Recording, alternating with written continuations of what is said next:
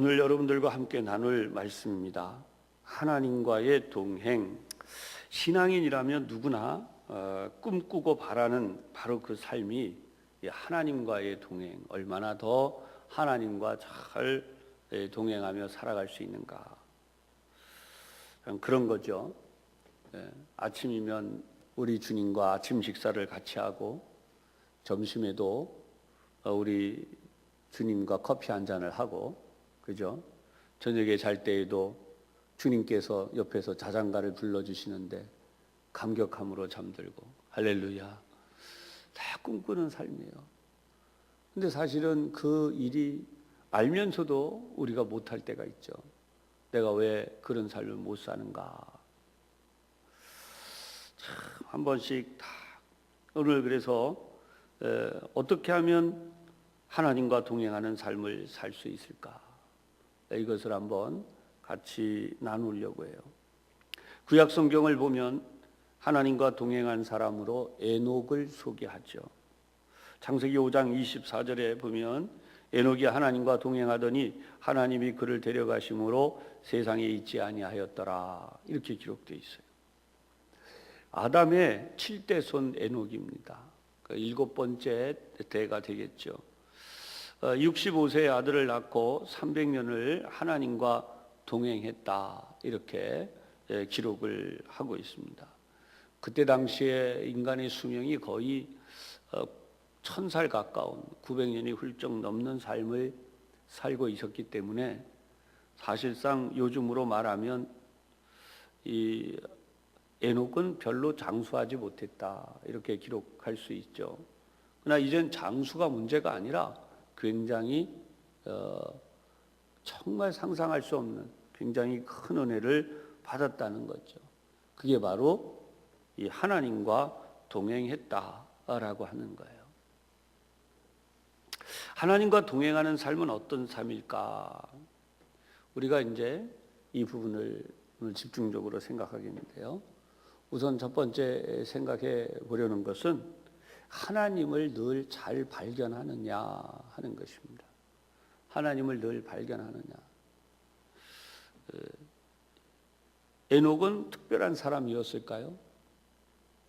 창세기 5장을 보면 이 에녹에 대한 기록이 있는데 다른 사람들에 대해서는 하나님과 동행했다라는 기록이 없어요. 유일하게 하나님과 동행했다라는 기록이 나온다는 거죠. 무슨 문제가 있어서일까요? 창세기 3장에서 시작되어지는 아담과 하와의 범죄와 그리고 그로 인하여서 에덴에서 쫓겨나는 이 사건이 나오죠. 그런 다음 4장으로 가면 이 4장에서는 하나님 앞에 예물을 드렸는데 아담의 두 아들 가인과 아벨이죠. 하나님 앞에 예물을 드렸는데 아벨의 예물을 받으시고 가인의 예물을 받지 않으세요, 하나님. 그것 때문에 가인이 마음에 분을 품게 됩니다. 하나님이 경고를 하시죠. 너는 죄를 다스려라. 그런데 결국 죄를 다스린 게 아니라 죄의 종이 되어서 동생을 죽이고 맙니다. 인류 역사상 최초의 살인사건이 기록이 되죠. 그런데 문제는 가인은 그렇게 되었을 때에 하나님을 찾는 자로서 사는 게 아니라 하나님을 전혀 찾지 않고 오히려 자기의 생명을 걱정해요. 왜냐하면 사람들이 자기를 해코지하고 죽일까 봐. 그래서 하나님 앞에서 그런 걱정을 할 때 하나님이 너를 죽이지 않도록 내가 표를 주겠다라고 해서 표를 가지게 됐죠. 그 표가 무엇인지는 아무도 모릅니다. 그러나 그때 당시에 사람들이 가인을 이제 무서워하게 됐지 않았는가라고 하는 거죠. 그래서 가인의 후손들이 태어나는데 가인의 후손들 가운데 라멕이라고 하는 사람의 기록이 나와요. 이 라멕이라는 사람이 얼마나 무시무시한 말을 하냐 하면 가인을 위하여는 벌이 7배일진데 라멕을 위하여는 벌이 77배에 이르리로다. 이런 식으로 아주 교만한 말을 떠들었어요. 여러분 생각해 보세요. 아니 두렵고 떨리는 자신의 삶을 두려워하는 그런 자리에 있다면 어떻게 이런 말을 할 수가 있겠어요? 이 정도로 하나님을 무시하고 하나님을 거역하는 그런 악한 발언을 합니다. 요즘으로 말하면 난 하나님 뭐 그런 거 안 무서워 이런 식이죠. 지금도 세상 사람들 가운데에는 하나님이 어디 있어? 이러면서 그런 말 하는 사람들이 얼마나 많은지 몰라요. 사랑하는 여러분, 우리가 하나님과 동행하는 삶을 살려면 먼저 하나님을 발견해야 됩니다. 세상의 사람들이 하나님을 발견할 수 있도록 우리가 살아가야 되는 거죠. 오늘 본문 20절을 보면 아버지께서 아들을 사랑하사 자기가 행하시는 것을 다 아들에게 보이시고 또 그보다 더 큰 일을 보이사 너희로 놀랍게 여기게 하시리라. 여러분, 하나님께서 독생자 예수님을 보내셔서 우리에게 하시려는 일은 뭐냐 하면 더 큰 일을, 하나님이 함께 하시는 더 큰 일을 보여서 우리가 놀랍게 여기도록 하실 거라는 거죠. 구약 성경 가운데 유명한 다윗 왕의 이야기 나오는데 사무엘상 17장에는 너무나 유명한 골리앗을 물리치는, 골리앗을 쓰러뜨리는 그 장면이 나와요. 근데 우리는 골리앗을 쓰러뜨리는 장면에 너무 많이 집중이 되어 있기 때문에 사실은 다윗이 어떤 삶을 살았는지에 대해서는 그다지 깊이 마음에 두지를 않습니다.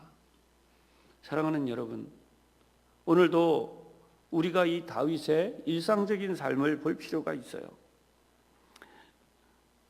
다윗은 그의 형들에게 아버지가 보내는 선물을 가지고 가요. 그리고 군대장이 가서 형들이 얼마나 잘 싸우고 있는지 혹시라도 아마도 그랬던 것 같아요. 형들이 병무 이탈을 하거나 근무 태만을 하거나 그런 일이 생기지 않았는지 알아보려고 성경을 자세히 보면 증표를 받아가지고 오라 그랬어요. 그래서 이렇게 찾아가니까 형들이 다윗에게 아주 화를 냅니다. 우리는 네가 악한 자인 줄 안다. 네가 왜 여기 왔느냐 이러면서. 근데 아버지의 심부름을 맡다 그래도 그렇게 화를 내요. 이 광경을 보면 형들이 왠지 모르지만 성실하지 않았지 않느냐. 그래서 다윗에게 이 형들에 대한 이런 부분들을 알아오라고 아버지가 시키지 않았는가. 어떤 선물을 전달하고 그리고 있을 때에 한 40일간이라고 불리우는데 이 골리앗이라는 사람이 나와서 큰 소리로 이스라엘 민족을 조롱하는 겁니다. 싸울 자가 있으면 나와봐라. 야, 이 뭐뭐더라. 뭐 이렇게 하는 거겠죠. 그러니까 이 광경을 보고 이스라엘 군대들 가운데 그 누구도 싸우러 나갈 수가 없어요. 겁이 나서. 생각해 보세요. 이 골리앗의 키가 거의 3m에 육박했다는 거잖아요. 그러니까 이 모습을 보고 이스라엘 사람들이 그 누구도 싸우러 나갈 용기를 내지 못하고 있는데 바로 그때 다윗이 그 광경을 보고 마음에 결심을 하게 되죠. 그래서 이 싸움을 결심하고 나가려고 하는 내용이 17장 사무엘상 17장 33절 이하에 나와요. 사울이 다윗에게 이르되, 이때 당시에 사울은 왕이었죠. 네가 가서 저 블레셋 사람과 싸울 수 없으리니 너는 소년이요 그는 어려서부터 용사임이니라. 아예 요즘 우리로 말하면 유전자가 달라요. 싸움을 잘하게 생겼을 뿐 아니라 혈통적으로 싸움을 잘하고 태어났을 때부터 씨가 달라요. 그래서 뭐 예를 들면 태어났는데 뭐 좀 심하게 표현하면 태어났는데 1m짜리 뭐 이런 정도로 굉장히 거구인 거죠. 생각해 보세요. 275cm 대충 그냥 학자들의 의견을 다 모아보면 그래요. 뭐 어떤 사람은 뭐 240이다, 뭐 50이다, 어떤 사람은 3m가 넘는다는 사람도 있고, 다양한 뭐 그런 얘기 다 뒤로 하고 그냥 한 270 정도만 돼도, 250만 돼도 여러분 어떤가요? 누가 그 앞에 감히, 요즘 흔히 말하는 그 몸짱이라고 불리우는 헬스 트레이너들 같이 이렇게 막 근육질로 우락부락하게 생긴 체격에 거의 3m에 육박하는 그 엄청난 키를 가지고 일어난 모습을 누가 그 앞에서 감히 상대를 하겠나. 그런데 그가 입은 옷 자체가 어마어마해요. 놋경갑을 이 무릎에까지 다 차서 활을 쏘아도 어디 한 군데 맞을 자리가 없었다는 거죠. 근데 성경은 이 사실을 묘사하고 있으니까 사람들이 거기에 집중되지만 사실은 이 다윗의 모습에 집중해야 돼요. 다윗이 뭐라고 얘기를 하느냐? 34절에 다윗이 사울에게 말하되 주의 종이 아버지의 양을 지킬 때에, 이렇게 얘기해요. 아주 일상의 삶이죠. 사자나 곰이 와서 양떼에서 새끼를 물어가면, 여러분 우리가 살다 보면 이런 엄청난 일들이 일어나죠. 그죠? 물어가면 35절 내가 따라가서 그것을 치고 그랬어요. 그 입에서 새끼를 건져내었고 그것이 일어나 나를 해하고자 하면 내가 그 수염을 잡고 그것을 쳐 죽였나이다. 여러분 생각을 해보세요. 양을 지키는데 사자나 곰이 왔다. 이 사자나 곰이 얌전합니까? 굶주렸잖아요. 굶주린 사자 앞에 누가 설 수가 있겠어요? 굶주린 곰 앞에 누가 맞서 싸울 수가 있어요?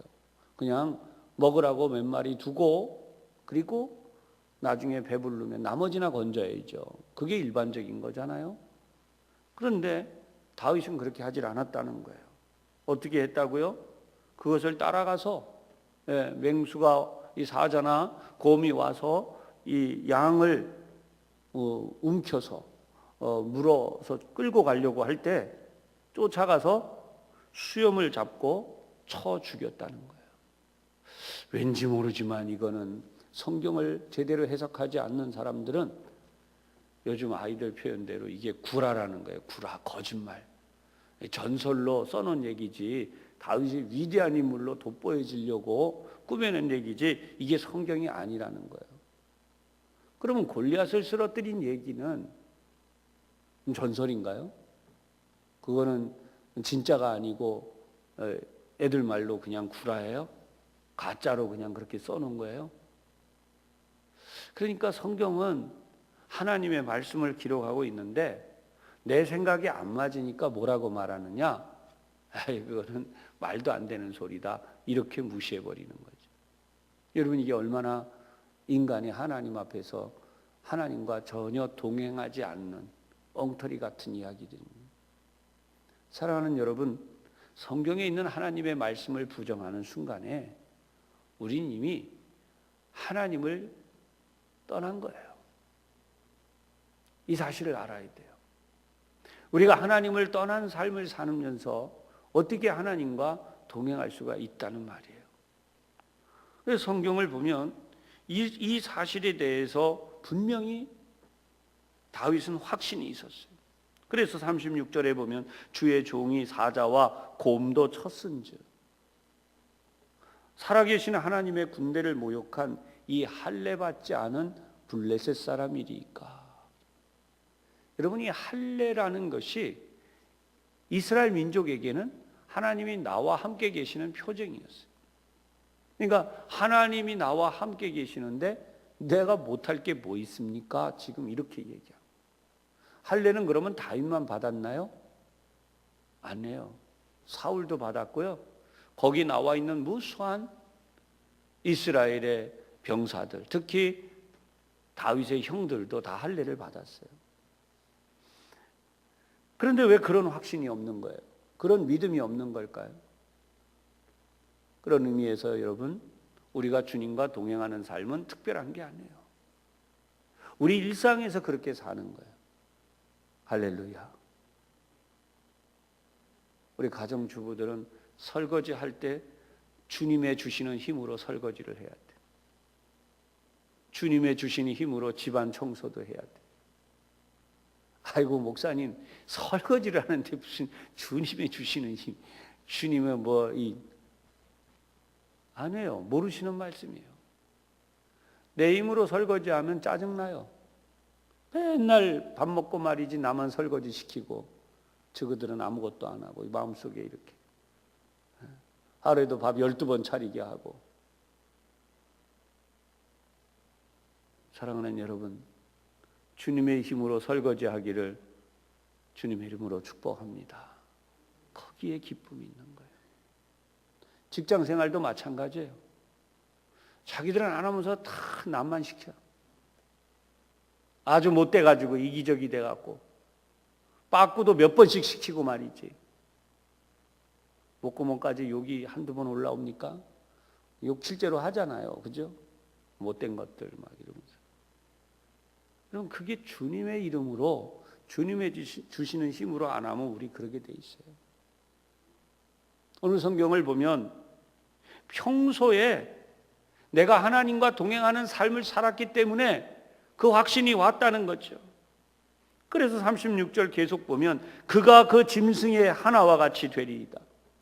그가 그 짐승의 하나, 다시 말하면 하나님을 모르는 존재, 그는 짐승입니다. 그렇게 얘기하는 거예요. 사랑하는 여러분, 세상에 하나님의 은혜를 모르고 사는 자들 같이 악한 자들이 어디 있어요? 하나님과 동행하는 삶이 되려면 하나님을 발견해야 돼요. 그래서 다윗이 계속 얘기하죠. 여호와께서 나를 사자의 발톱과 곰의 발톱에서 건져내셨은즉 나를 이 블레셋 사람의 손에서도 건져내시리이다. 아멘. 이게 신앙이에요. 이게 하나님과 동행하는 삶이에요. 하나님과 동행하는 삶이라니까 그냥 전기에 감전된 것처럼 주님이 나타나가지고 전기에 감전된 것처럼 그냥 깜빡깜빡 넘어가고, 물론 그런 경우도 있을 수 있는데 여러분, 그런 이상하게 자꾸 어떤 식으로 몰아가면 결국은 생각해 보세요. 환상을 너무 좋아하는 분들도 현실 속에 살아야지 왜 현실 속에 안 살아요? 현실에 주님이 찾아오시는 거지 환상 속의 그대가 아니잖아요. 안 그래요? 마약하고 이상한 거 하는 사람들, 환상 속에 뭘 본다고 이상한 소리들 하는 사람들 아니에요. 주님은 오늘 우리가 정신이 가장 말짱할 때 바로 이 자리에 주님이 우리와 함께 하시고 우리와 동행하심을 믿으시기를 바랍니다. 그게 진짜 신앙생활이에요. 기도원에 가는 거 반대 안 해요. 그런데 기도원에 갔을 때만 주님이 나타나세요? 안 그래요. 사자와 곰이 나타나서 실제로 다윗을 해치려고 하는 그 순간에는 바로 하나님이 가장 현실적으로 개입하셔서 건져내셨다고요. 두 번째로 중요한 것은 하나님께 자기 삶을 맡기는 거예요. 월간 새벽기도라는 책자가 있어요. 여기에 어떤 집사님의 사연이 소개되어 있습니다. 사업에 여러 번 실패한 집사님, 이번에야말로 내가 정말 하나님 앞에 믿음으로 살리라 각오를 하고 거금 한 6천만 원 돈이나 되는 큰 돈을 빌렸어요. 근데 문제는 11조를 자기가 제대로 떼어본 적이 없기 때문에 아예 사업을 시작하기 전부터 11조를 떼었어요. 그리고는 그 돈으로 사업을 시작합니다. 꽤 오래전 얘기이기 때문에요. 그리고 이렇게 조금씩 성실하게 진행해 가는데 커다란 이 사업권이 생겼어요. 또 어떻게 하다 보니까 이 사업을 의논하는 미팔군에 아주 큰 대형 납품건이 발생했는데 이걸 의논할 날이 언제냐 하면 하필이면 주일날 예배드리는 날이에요. 갈등이 생기는 거죠. 내가 이거 예배를 드려야 가야 되나, 이거 사업을 의논하러 가야 되나. 생각해 보면 사업을 의논하러 가야지 예배 드리겠어요? 옛날 같으면. 그런데 이제 내가 정말 하나님 앞에서 제대로 살아보자라고 결심을 한 이분이 고민하다가 교회로 나갔대요. 예배드리러. 그리고 마음 한쪽에는 계속 아쉬움이 납니다. 이 초대형 사업이 날아가게 생겼으니까. 그래도 하나님 앞에 예배하고 이제 돌아온 거예요. 하나님께 맡깁니다. 그런데 집에 돌아오고 났는데 전화가 왔다는 거예요.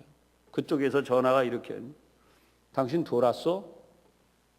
이 집사님 말씀이 정말 죄송합니다.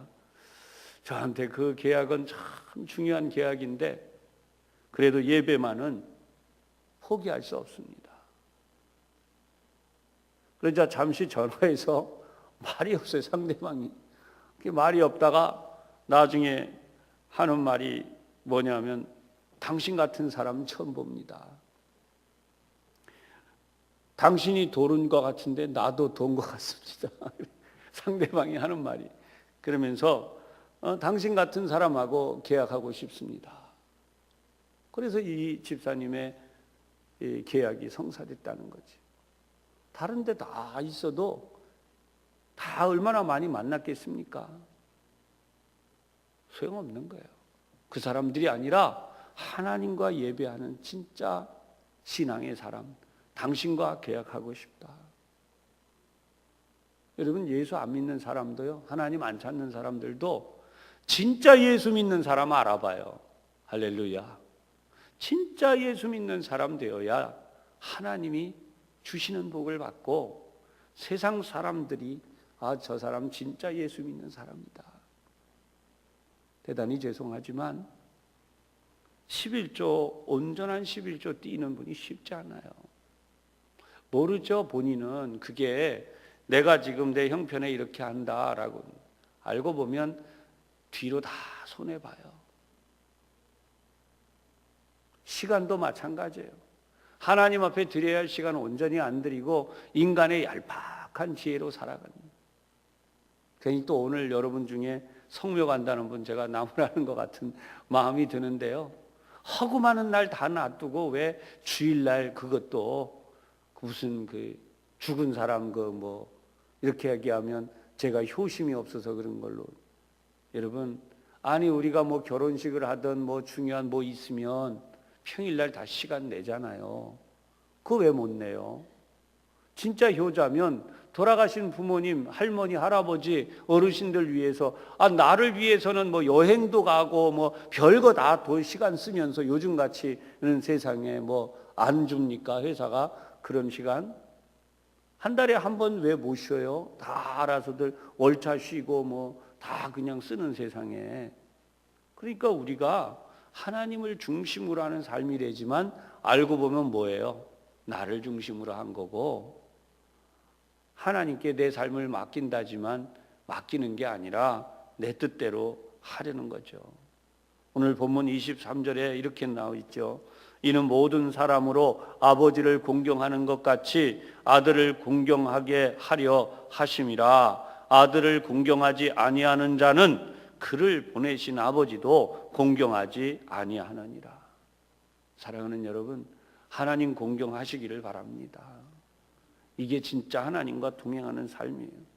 눈앞에 내 앞에 계신 것처럼 우리가 그렇게 하나님을 공경하는 삶이 내게 이루어질 때 내가 진정한 예배자가 되는 거예요. 그럴 때 진짜 예배가 살아나요. 그 예배 드리러 왔는데 좀 대단히 죄송한 말이지만 우리는 중에 그런 건 별로 없어요.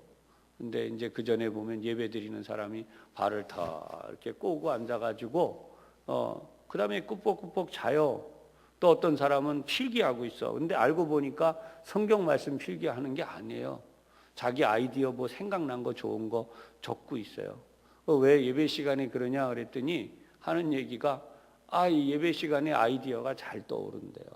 큰일 난 사람이에요. 예배 드리러 온 거예요? 아니면 자기 개인 하라고 온 거예요? 그러니까 예배가 전혀 이분에게 예배가 아닌 거죠. 예배는 우리가 하나님을 공경하는 그 마음을 새롭게 하고 진정으로 하나님 앞에 그 마음을 드리고 우리에게 주시는 음성을 들으려고 하는 거예요. 할렐루야. 여러분 마음에 입에 쓰고 마음에 불편함이 있어도 제가 지금 드린 말씀이 제 이야기가 아니라 하나님이 여러분들에게 복받기 위해 어떻게 해야 되는가 하는 것을 들려주심을 들으세요. 제가 지금까지 오는 동안에 가장 크게 부딪힌 문제가 뭐냐 하면 절대요 현대로 갈수록 온전한 11조와 온전한 예물을 드리질 않아요. 내 생각에는 이 정도 11조 하면 되겠지, 또는 내가 또 이 정도 하려고 그랬다가 형편이 어려우니까 또 좀 안 해도 되겠지. 그 당신 몰라요. 그게 지혜로운 것 같아요. 그런데 알고 보면 안 되는 거예요.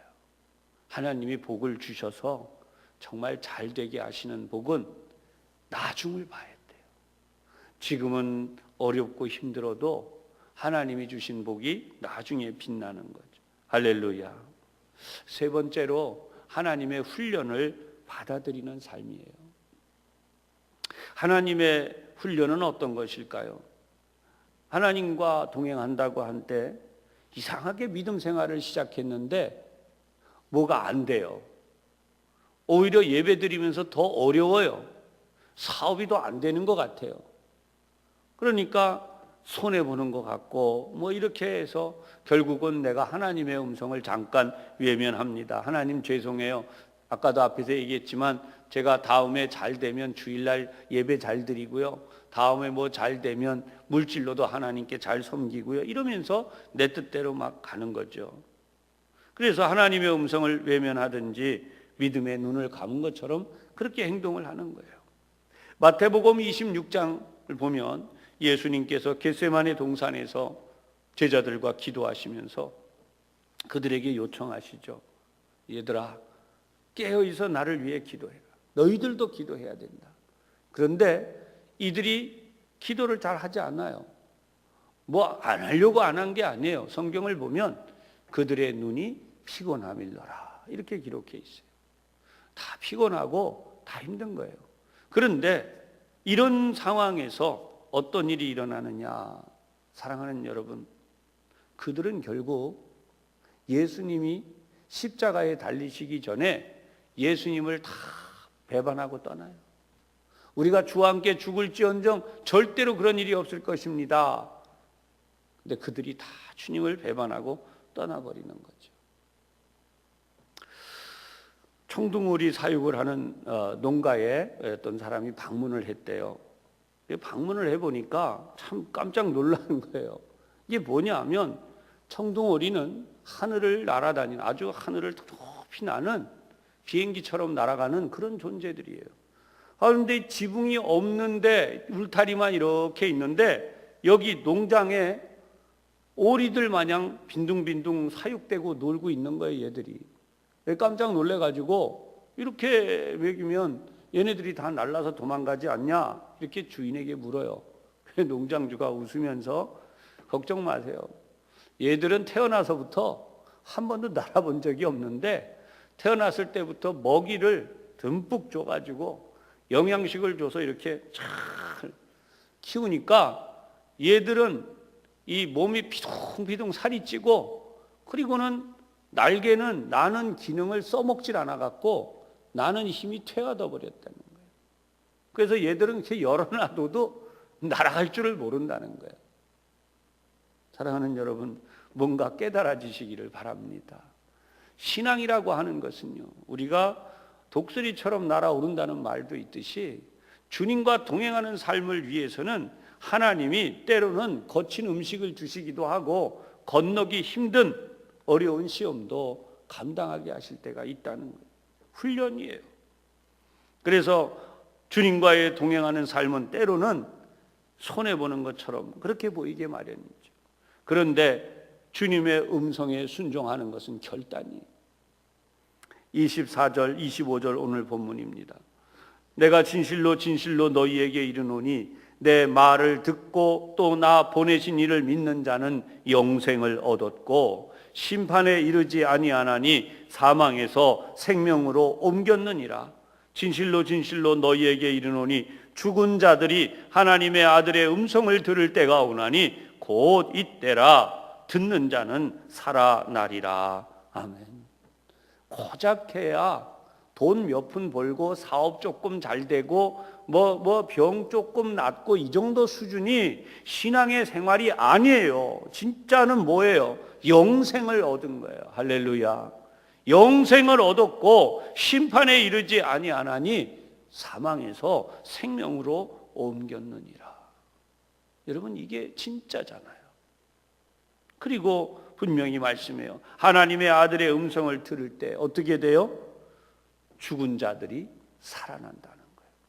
여러분, 내가 살았는지 죽었는지 어떻게 알아요? 다시 한번 설명하면, 살아있는 자는 하나님의 말씀대로 살게 되어 있고 살으려고 애쓰고 살게 되어 있고, 죽은 자는 어떻게 해요? 하나님의 말씀을 들어도 감각이 없어요. 그거 여사로 그냥.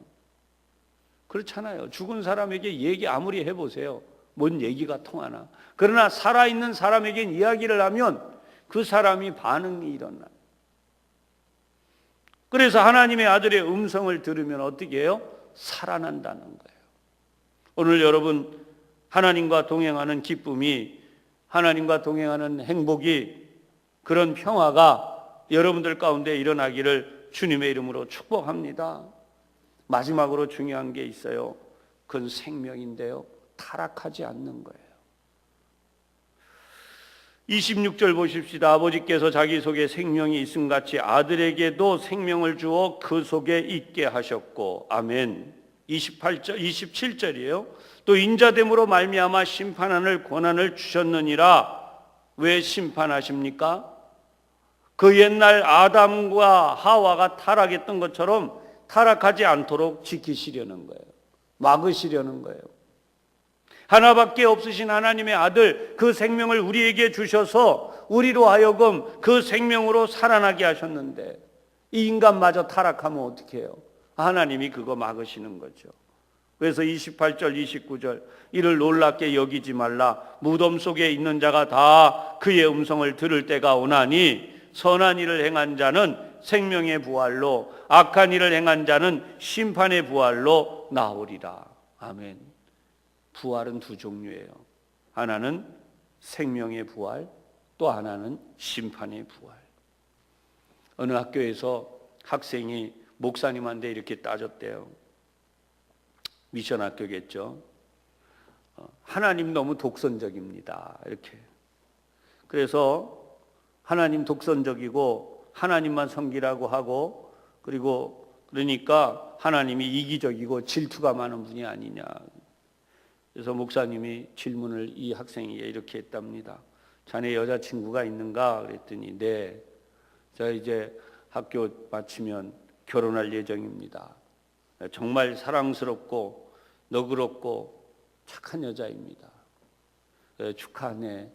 그런데 만약에 그 여자친구가 자네와 결혼을 했는데, 만약 자네 그 여자친구가 이 남자 저 남자 다 만나고 다니면서 여러 남자들을 사랑한다면 가만히 있겠는가? 사랑스럽고 이해심 많은 착한 여자라고 얘기할 수 있는가? 그랬더니 눈이 커지면서 그건 말도 안 되는, 절대 그럴 수 없는 일이죠.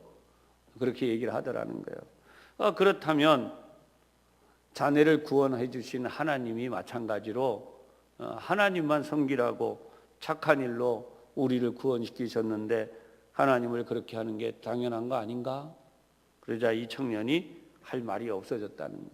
사랑하는 여러분, 정말 우리가 신앙생활하는 것은요, 나만 알고 나 중심으로 살지 않아야 돼요.